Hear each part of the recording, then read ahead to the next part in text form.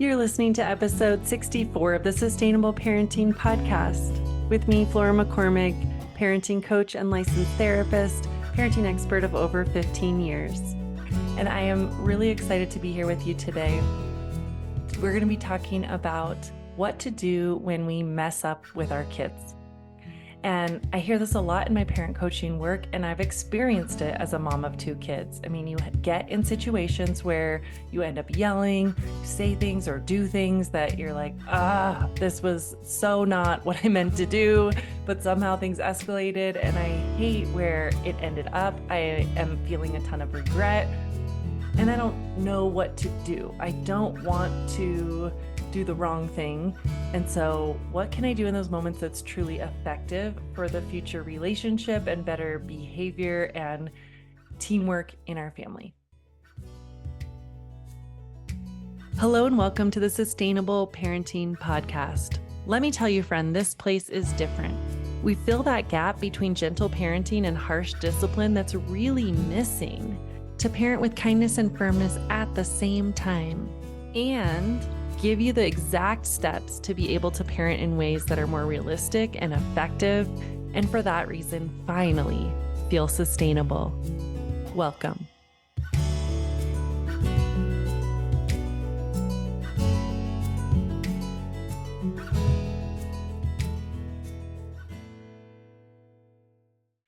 All right, let's dive into this topic on what do we do when we've made a mistake. And I want to suggest three key things. We're first going to name it, we're going to teach it, and we're going to make a plan. Name it, teach it, make a plan. And how we do those three steps effectively is going to be covered in this episode. So stay through to the end to hear how you name it, teach it, and make a plan. So first off, how do we name it? Naming a mistake that we've made is not just about saying, I am sorry, or that was totally wrong. I want to suggest you add the effective strategy of naming that you made a mistake, and this is an important moment. You can notice that mistakes are wonderful opportunities to learn. So you're naming the mistake, yes, and naming that doesn't make you a bad mom. It doesn't make you a mean mom. It makes you someone who had an opportunity to learn. And I think when this conveys the same message to our kids then, right? So as they're making mistakes, the translation is, yeah, and when you've made a mistake, it doesn't make you a bad kid or a mean kid. It makes you a person who's in a moment where you can learn from that mistake. Mistakes are wonderful opportunities to learn. So anytime I've made a mistake, I want to name to my child, I know that that wasn't my best choice. I do want to name it in that way too. Not that I was a mean mom or a bad mom. I made a choice that was not a great choice. And that was an opportunity that I can learn. And that translates for your child that when they make mistakes, they know it's about their choices, not their personhood. Hear that again, then it makes it about their choices, not their personhood, and acknowledges and helps them grow the belief and knowing that mistakes are wonderful opportunities to learn. So that's how we name it. Second effective strategy I want you to think about is teach on it. And so as we teach our children about how our body can be in different states of emotion, maybe it's anger, maybe it's fear, maybe it's frustration, we're teaching them that it's a normal process to get in really big feelings. Now, that doesn't mean I'm saying it's normal to yell at you. Like, I'm not saying that to my child. I'm saying it's normal that my feelings got that big. And again, I want to name and teach about feelings in that way so that my child feels validated and knows then that their big feelings are not wrong or bad, but they are a normal part of how our brain and body are wired. Let's talk about explaining what I think of from Bruce Perry's work as the 3 stages of our emotional brain, or you can think of Daniel Siegel and his important work about the brain in the palm of your hand. There are great videos you can see about those, and I will link them in the show notes or the show description from this episode. The thought is teach your child, okay, basically kind of here's your brain on anger. Okay, what that means is like taking resources like you can find in my show notes or Googling brain in the palm of your hand, explain for kids, and looking at a video or social story with your kid to say, your brain is typically in one of three emotional places. It's reasonable and able to function with that frontal lobe that's very wise and solution oriented and understands cause and effect. Or it could be in an emotional place where it needs help relating to that emotion in order to come back to the reasonable part of the brain. Or we can be in a final, really freaked out, flipped lid, fight, flight, or freeze state where we just need help to regulate our nervous system.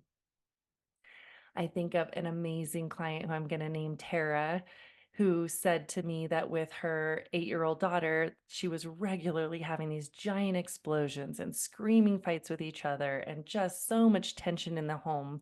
And as we worked together, she learned this skill of how to teach about the emotions going on. And as she explained the flip lid and went through a booklet that I have specifically for my clients, she said her daughter started crying.